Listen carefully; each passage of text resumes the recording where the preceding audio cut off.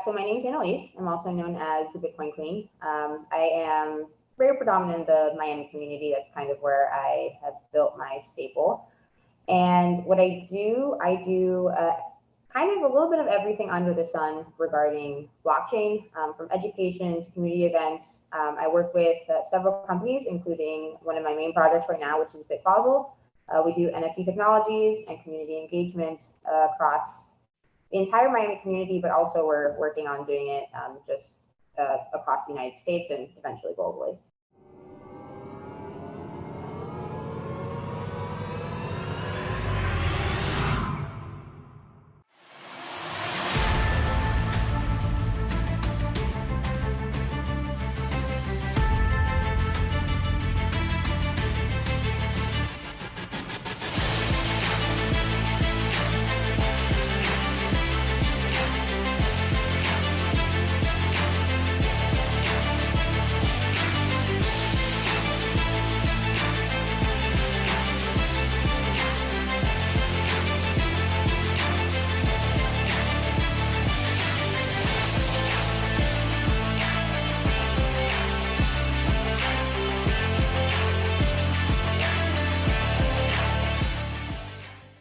Hey, it's Kellen, and today on Diversified Game, I have royalty in the building on Zoom. I have the Bitcoin Queen. Yes, you might have seen her on Instagram.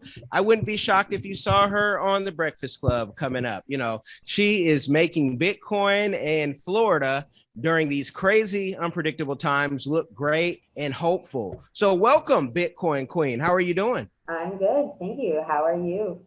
All is blessed. Now, I just want to know, because Bitcoin, it's the rave, it's the this, it's the that.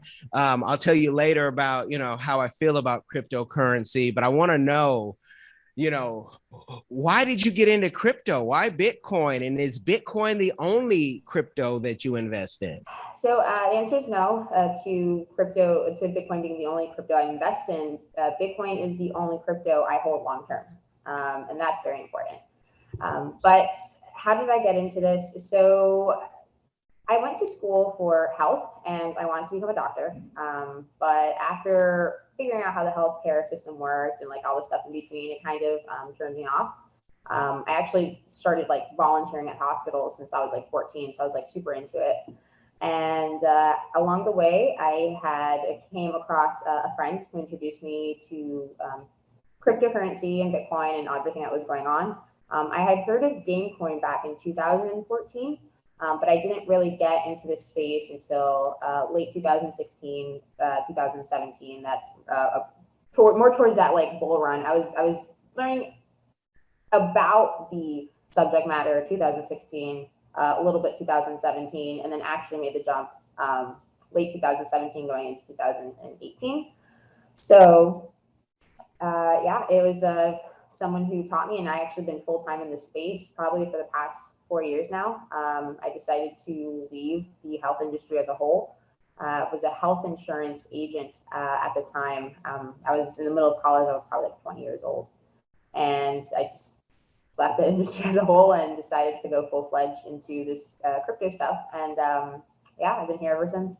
Now, I want to make it like real plain for people who say, you did this full time, because I remember it was some years back, my mother-in-law, she was like, until I lived with you guys for some time, I used to just think you always just played on the computer. Like I didn't, I think she thought I was, just playing, bumming it, and somehow, money just appeared. What does a full-time Bitcoin specialist queen, what does your day look like? Try to explain that to someone who has never mined for, their crypto, or never maybe even bought crypto. What do you do? Is it all on the computer? Are you going to have meetings? What does it look like?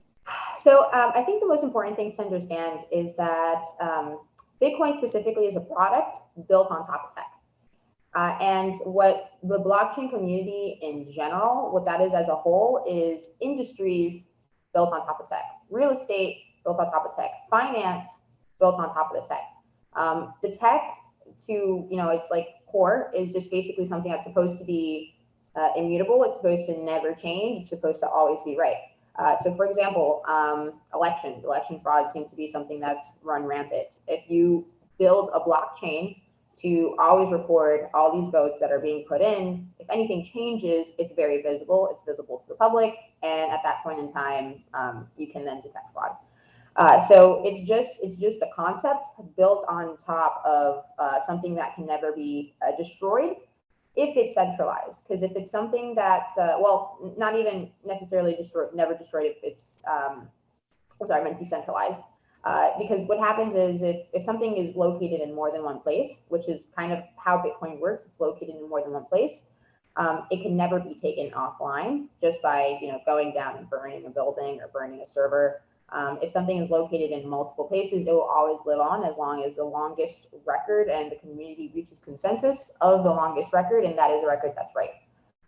So it really gives power back to people, which is why I love Bitcoin so much. And I was listening to the other day, I think Cyprus, one day, if you had over $100,000 in your bank account, so this applies to like anyone who's wealthy in Cyprus, basically, the Cyprus government took half of that. They left your first 100,000 alone.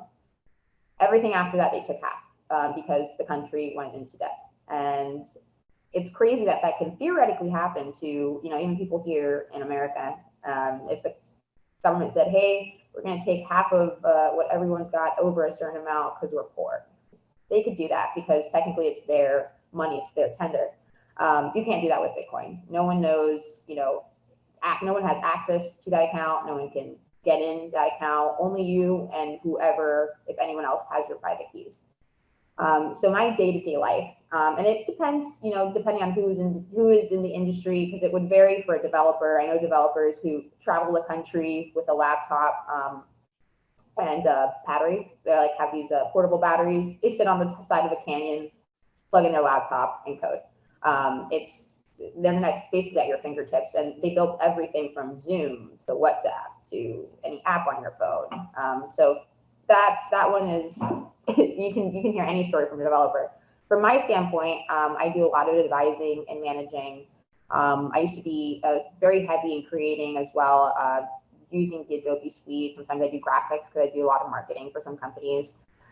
So my day-to-day can be Zoom meetings. They can be in-person meetings. They can also be events here in Miami. I throw in conferences. I throw meetups. It really depends on what my ventures have been planned out for that day. But that's pretty much a day in the life of what I do. But I do have an office here out of Wynwood in Miami, the art district. So you can find me there if I'm roaming around in town working. Oh, beautiful, beautiful. Now, you say nobody can take the crypto, and somebody getting into this for the first time could say, wait, but I read in CNN that 249 million was seized in the UK. So can you talk about how that seizure could come about, or how people get crypto stolen all the time? Crypto gets stolen all the time, B. So how does that happen, and how can people protect themselves from that happening to them? Yeah. So when crypto gets stolen and or seized or taken, or a hack happens, those are usually things that happen on exchanges or swaps.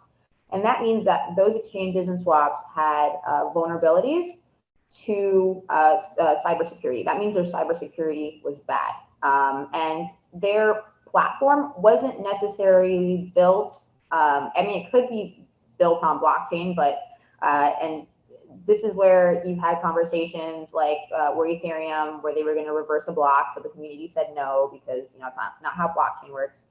And there's I think the biggest hack recently was this $600 million from Polygon, and they wrote a letter. It was kind of funny. They wrote a letter online because they knew who the person was. The person, I think it was either a kid or someone who's like brand new, someone who was like a good hacker and they got lucky or whatever it was. But they stole this lump sum of money, and then the network on Twitter posted a letter saying, dear hacker, please return the funds. We have reported this. This will not be good for you. And probably a few hours later, they got his IP address and everything. So you got to really be careful when you're doing that. But yeah, those are breaches that people find bugs in the systems that they are able to kind of like take advantage of the code, and that's what's called black hat hacking. There's white hat hackers, which kind of like help a lot of this stuff not happen, and then there's the black hat guys, which are the ones who like do hacking and stuff like that. So that's on a enterprise level. On a personal level, there's a few ways you can get hacked, whether somebody kind of like is in your Wi-Fi router. So there's people who set up fake Wi-Fis and or can basically hack into your Wi-Fi router at your home and keystroke you, which is they read everything you type. They can like see all your passwords and stuff. So, you know, that's bad. Other than that, you really can't get hacked unless someone has your private keys. If someone has your private keys at that point in time, or your seed phrase, they can retrieve your wallet from anywhere. That's why it's super important that you keep that information to yourself, you keep it safe. I know a lot of people have hot wallets on their phone. You're not supposed to screenshot it because technically other apps can see that. So if you download a malicious app, they can, you're giving them permission to basically look through your phone. And if they see something like that, they might take it. So there's, you know, just certain ways to stay safe. Always write down your seed word or seed phrase, private key, keep it offline, keep it in a, you know, safe stored place, somewhere where someone's not going to try to come and steal your stuff. Because there's really no other way to actually like get hacked or for stuff to get seized, quote unquote. Now, if the government's getting involved, that might be a different story. And that also can be affected by if you hold your coins on a custodian exchange.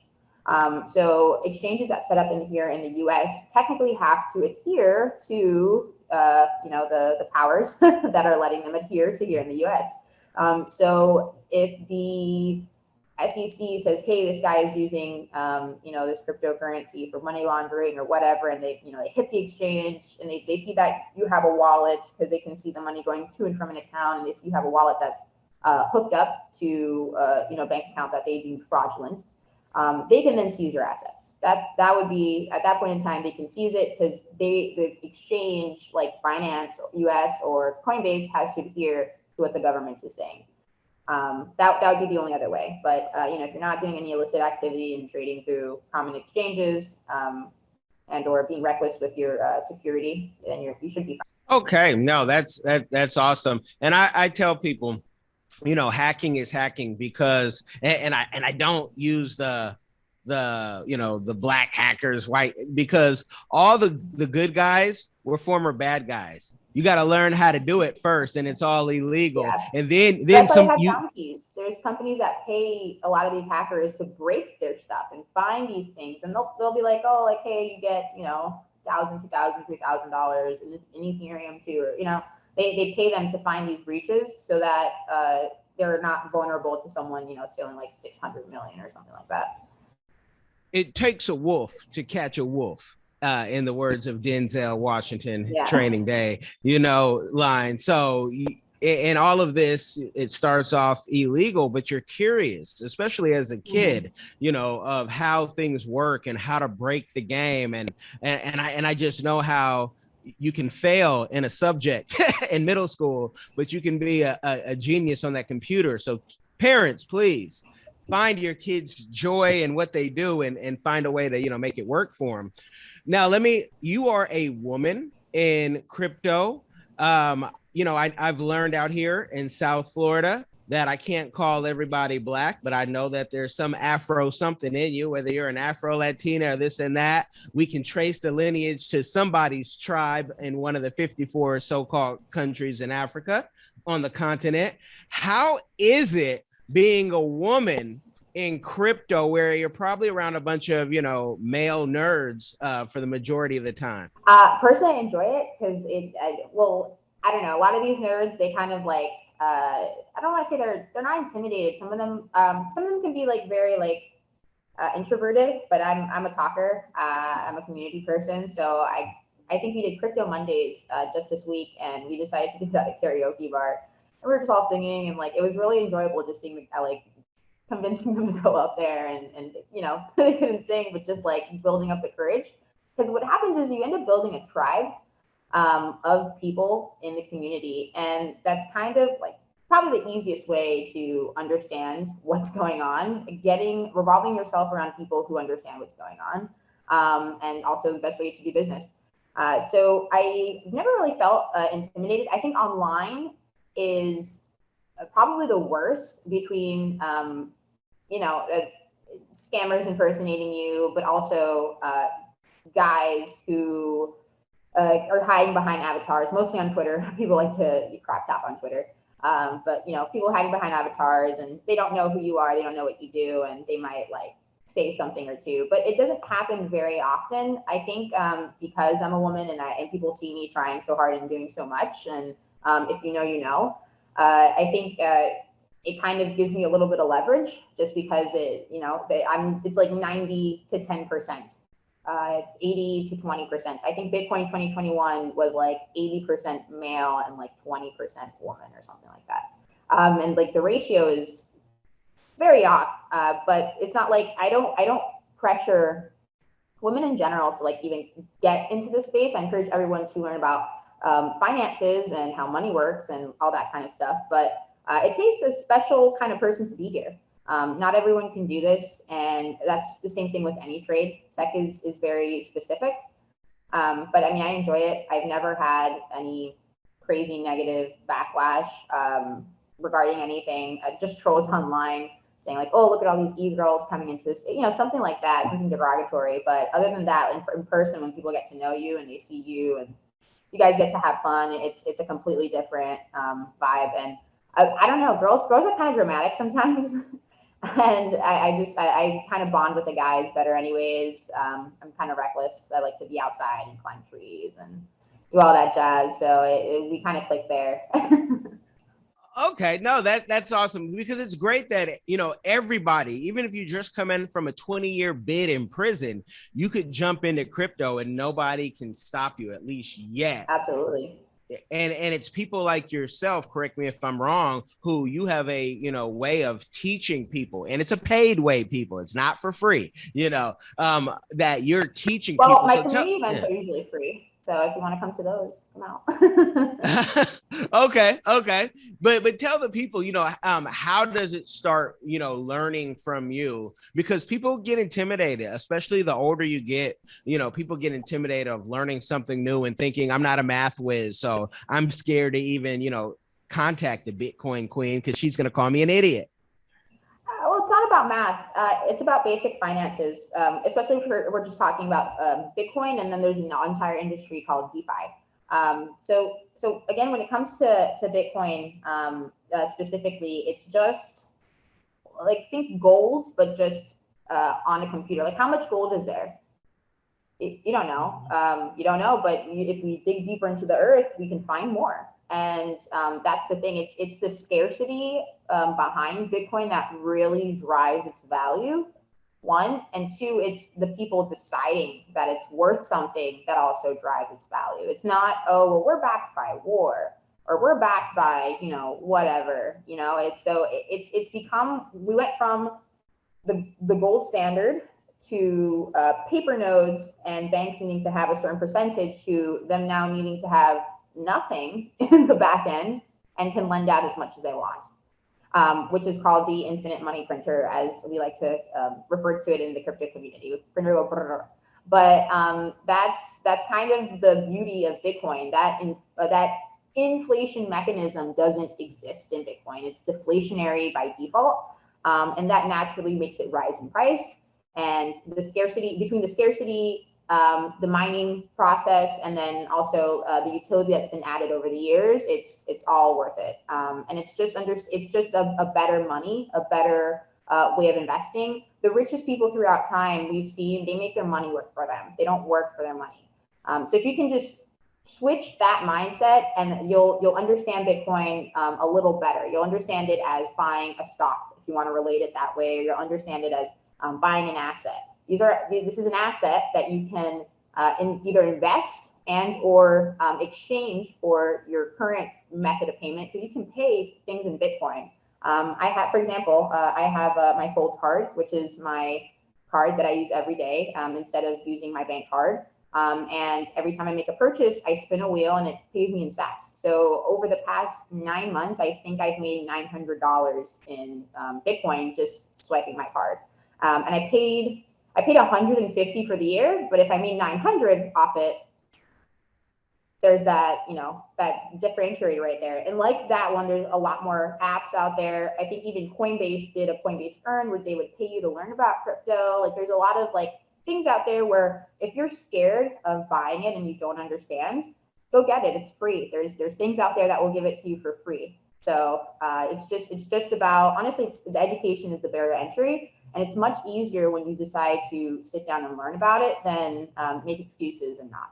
How concerned are you that just like solar panels, the government, if you're inside the city limits and you have solar panels, you still have to be on the grid, right? You're not off the grid. You just have solar panels versus a home if you have in Africa and you have solar panels, you're totally off the grid. Or if you live in rural America, you possibly could be off the grid. Crypto, and I'm talking even before Bitcoin, I'm old school. I'm older than you, I know, even though I know the black doesn't crack, folks, I get it. But I can remember a hash cash. And I know that crypto used to, oh, that's for the criminals. What are y'all doing? That's the dark web. And now the government is saying on your taxes, claim what you have. And it's like, hold on, this is not what crypto was about. So how concerned are you that the government is so into crypto, wants to come out with their own coins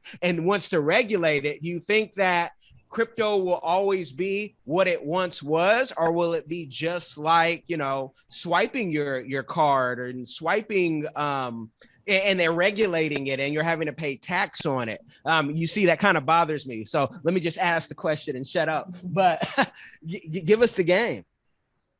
So regulation is very interesting. And I actually remember the year that they had added that whole solar panel thing to vote in here in Florida specifically. I remember going to vote no for it because they're like, if you have a solar panel, you have to remain on the grid and pay us. And I was like, oh, no. But it's so government's getting into cryptocurrency. So I wish it was good, but it's evil. And I'll tell you why. What happens is now you have the opportunity to exclude an entire community from playing in an ecosystem. Because that's essentially what you do when you create a cryptocurrency. You kind of can tell it where to go, what to do, et cetera, depending on how it's done. If it's centralized, which would be the case in the government, if CBDCs, if banks were able to make their own cryptocurrencies, which is usually what the government does, they basically like private label anything that they have. For example, the Federal Reserve is not actually part of the government. It's a private entity that the government works with. Same thing with post office and a lot of anything that you see that you think is like federal, it's not actually federal. So that's one. So what I think is going to happen, because the U.S. is on a race to make a digital dollar, because China made a digital dollar, and I think they're in the beta mode. I think they gave out 1 million of their digital dollar out to like their citizens, and they're doing a beta program.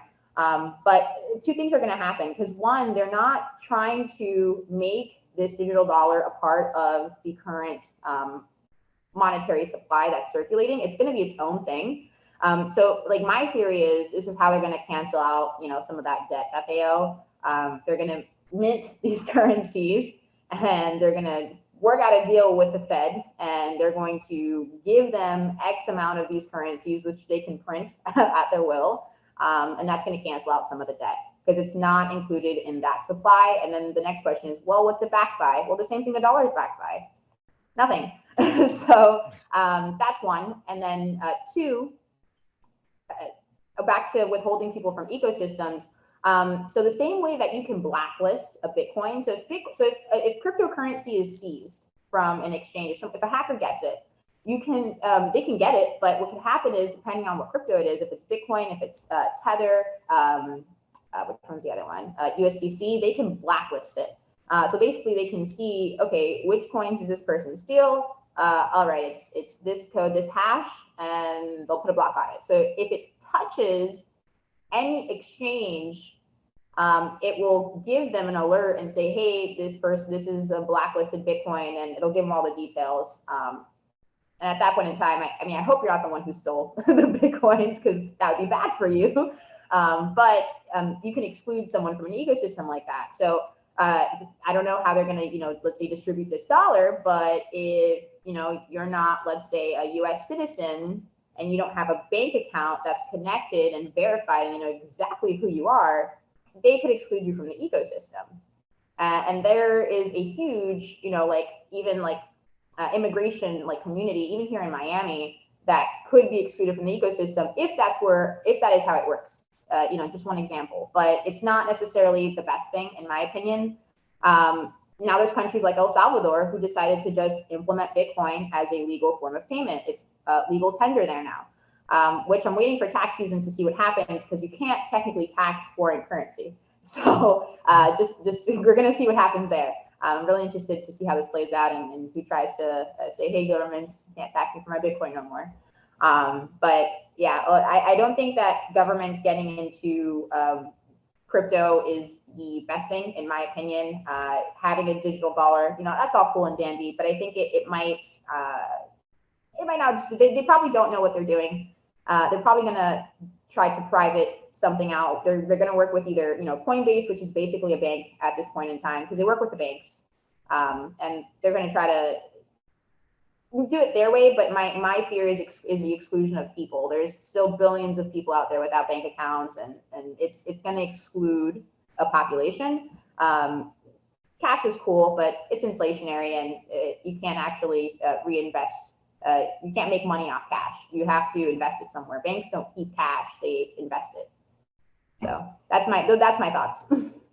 And what about your thoughts on, there was a popular influencer actually this week who was arrested in Miami, who was teaching crypto. He didn't get arrested because of crypto, but do you think that there should be some type of regulation on who can teach it? Because, you can't even go to an elementary school and just teach. And, there's different organizations that you have to have a license to teach something, but we see so many influencers saying, I can teach you about crypto, and then you listen and you're like, okay, you know how to say the crypto names, but you don't really understand what crypto is about. And I can tell by the way you talk about it and how you boast how everyone's going to become a crypto millionaire overnight, which means everybody's a millionaire. So nobody's a millionaire from what a millionaire really means, right? So what do you think about having regulations on who can teach it, or how do people vet this person knows what they're talking about? The most important thing when you're getting into this space is do your own research. And that's mostly because you will get false profits, but that's with any industry, in my honest opinion. So I don't think that it should be regulated. Personally, I don't think regulation is always the answer. What I do think is that if you're seriously thinking about joining something, or looking into something, one, don't pay for education right up front unless it's coming from a university, an accredited, company, something of that nature. If somebody's coming and saying like, hey, I'll teach you how to trade and do this, and you're going to make this, and it's going to be this much money a month, chances are they're either recruiting you to potentially, some kind of MLM kind of situation, or, they're actually not going to really teach you how to trade. They might throw a program at you, and that's not always the best way to do things. Best ways to do things is to go home, sit down, go on Google. Well, don't go on Google, go on DuckDuckGo and search something, and just look at the basics and understand the basics. Because there's free resources out there that already exist. And if those resources that you look up in those 5-10 minutes that you took don't really match up with whatever you heard that day, then at that point in time, you realize like, okay, this person's a fraud. But that's the issue. And even if it is someone who is, reputable and knowledgeable, and you see them online, again, like I mentioned earlier, there's impersonators. There's people who pretend to be these, influencers that you think are leading you down the right path, and then they would ask you for money, and you give them to them, and it turns out it's not them, and they scam you. So at the end of the day, one, trust no one but yourself when you're in this industry, just because it is new, and now we're getting to the point where there's colleges that offer entire degrees on a blockchain technology and crypto. Me personally, I took a course I think 2 summers ago at UC Berkeley, and it was just a blockchain course. It's good. I was self-taught. I knew a lot. I knew a lot of people in the industry. I was working full time, but it's always good to like reinforce that knowledge and get it like, I guess, what's the term? When you go to school, get it the right way. No. Yeah, whatever that means, because whatever school, whatever that's called, and whatever school is what you get out of it and what you put into it. Really, structured education. There you go, structured education. We'll call it that. Getting some structured education. Yeah, so it's cool to learn on yourself by your own. Eventually, if you want to get some structured education, go to a reputable source. Don't just go to someone who walked in the room and said, I'm going to teach you everything and you're going to learn how to trade. Because trading is probably the worst thing that you can do in cryptocurrency.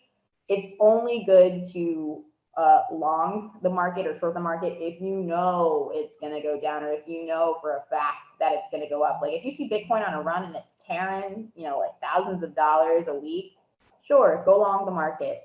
Other than that, you probably just shouldn't be trading. Especially if you're in the US, because everything you do is a taxable event. If it is on a centralized exchange, you're doing something on a DEX. Something that's popular is liquidity mining, or providing liquidity to exchange, putting them in pools, and they'll give you other cryptos for doing that. And that's been a popular trend. Or flipping NFTs, that's also been a popular trend. But yeah, if you're going straight to trading, that's your first red flag. You never go straight into trading. It's like trading Forex on, like steroids. So it's not the best thing to do. For someone who's listened, and that's where the majority of the audience is, but maybe there are also some who are watching, what do you like, how many hours in a day or in a week do you put in to be able to afford the lifestyle that you have? Because you guys, links in the description, you'll see it's a beautiful lifestyle that she is living, but how many hours does it take? Because some folks will say, oh, you only work 4-hour work week, and it's like, not, it's a good book, but most people, even Tim works more than that. But how many hours do you put in, would you guess? So I mean, it varies. Right now I'm working on probably like 5 projects that some of which I'm advising, and they require less presence than more. Some others that I'm working more diligently. For example, BitBasel will be launching a gallery on Super Rare, and then we're also going to have a event on South Beach September 7th. So that one's, it's more present. It's going to launch soon. So I want to say like probably like 10, 15, 20 hours a week, depending of what's needed. Just for that project, just working with different people, meetings, talking to artists, making sure everything is like in the lines, marketing is up to par on their end. For other things, probably not so much. So I also advise for a company, Quantify Crypto, and I do their business development. Anytime there's conferences or events, I kind of bring them in. I make sure they meet the right people. Super smart guy. It's a father son duo. The son is a computer scientist, and the father is probably like the top, like he was a guy who built all the systems in the back end on Wall Street. This guy like is super freaking smart. But they don't necessarily know everyone in the space, and they don't know how to market themselves. So like that's where I come in and kind of introduce them to the people that are missing within the company, and or putting them in the spotlight because they have a great product, just don't know how to push it out to the masses. And it's getting to a point where we're getting ready to launch, basically go public with what the project is doing, and have a DEX and all that cool jazz that's going into the DeFi space. So that doesn't require as much time, but as we probably go public and things start to like vamp up, and events also opening up now, maybe that will require more time for me in the future. So it really depends on what's needed on which project.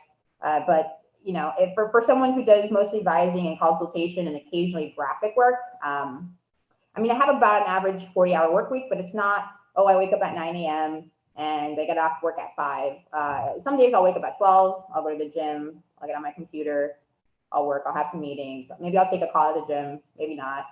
Maybe I don't decide to sleep. Maybe I decide to just work through the night and not sleep that night. The next day I won't work. You know, it's kind of like I build my own schedule, like as I please kind of situation, unless, you know, I have a hard deadline for something, but it's pretty lax in my opinion. It can be stressful, just working against deadlines and things may not be adding up, but yeah. Is beautiful, and I smile. You guys, if you guys who are listening can probably even hear my smile, see my smile, because it's freedom and you're doing your purpose. Because a hard work week and a stressful work week is working at like fast food, getting burnt by the grease, and or you know, working in the oil field. I've done all these things, folks, and even though you're making a good amount of money, you know, it's strenuous and you have to be somewhere. So it's a beautiful thing. Now, with all the success that you're having and the best is yet to come, you are still, you know, young into your 20s. What is a community give back that you are doing or that you would like to do in the future? So I think so something that I did, I'm not going to mention half of it because I already did it, and it's a thing. Again, this is one of those things where if you know, you know. But something that conferences do sometimes is that they're inaccessible to the local community. They price their tickets at outrageous rates, and I understand it's to attract a certain clientele. Like Bitcoin 2021, I think they started their tickets off at like 99 bucks or 199, and a lot of them they gave out at the beginning. But as we got closer to the event, I think the regular tickets they priced up to $1,000. So by the time the community, like the local community, catches up to what's going on, it becomes inaccessible to them. So like something that I've always like wanted to do is just throw more accessible, large scale events like conferences. You know, 1,000, 2,000, 3,000 people at a time, and just have it fully sponsored run, because a lot of these, you know, conferences are making enough money to just for the sponsors. Some of these companies are charging sponsors $40,000 just to put their brandage on an elevator. So, you know, when you think about it that way, it's like, all right, you guys could have afforded to pay for a few, you know, admission tickets, and it's not like you were giving people lunch anyways. So those are things like to me that matter, because you know, there's people who will come out. I've met a lot of people, even like at a mining conference I did not too long ago. There was people who are coming.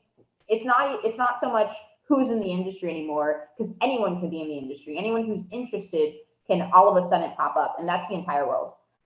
So just making things more accessible to the community is really my driving force.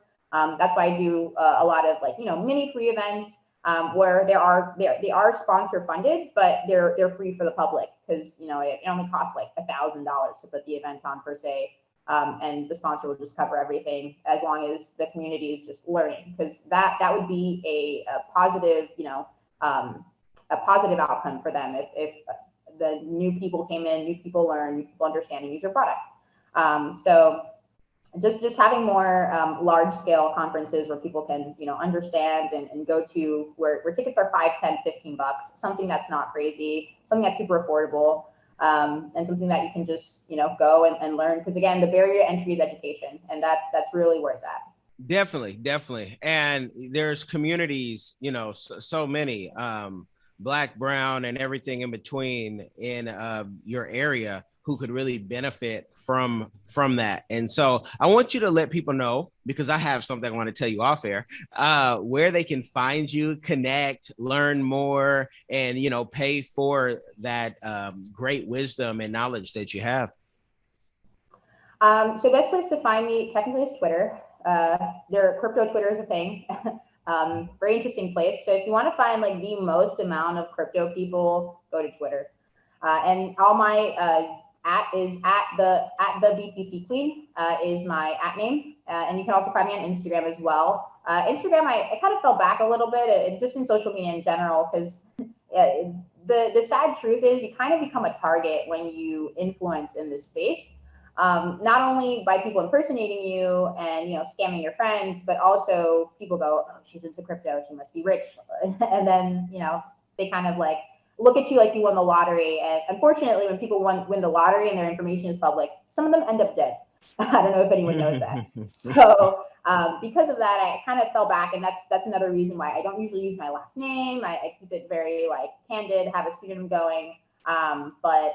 Yeah, so you can find me on Twitter. You can find me on Instagram. That's probably like the best places to get in contact with me.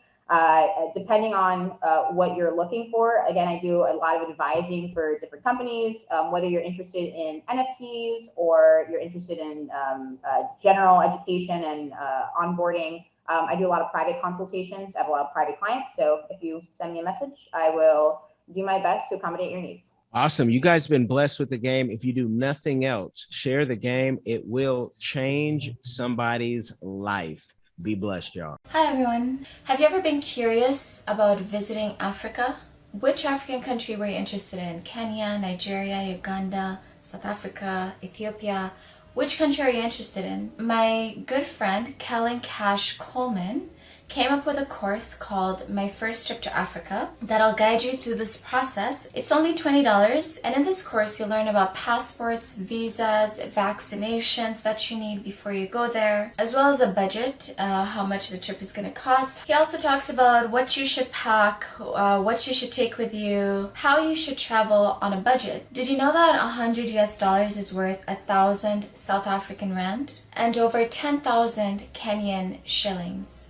So imagine what you can do with $100 back home. I say back home because I'm from Sudan, I'm African, I already know how it's like. I know that, when you convert Canadian and American money, it goes a long way when you're traveling across Africa. So if you're curious, if Africa is a place that you've always wanted to go, always wanted to move there, Kellen Cash is the person to ask. Check out the course. There's a little preview you can listen to before you actually purchase it. If you're interested in this course, visit www.diversifiedgame.com.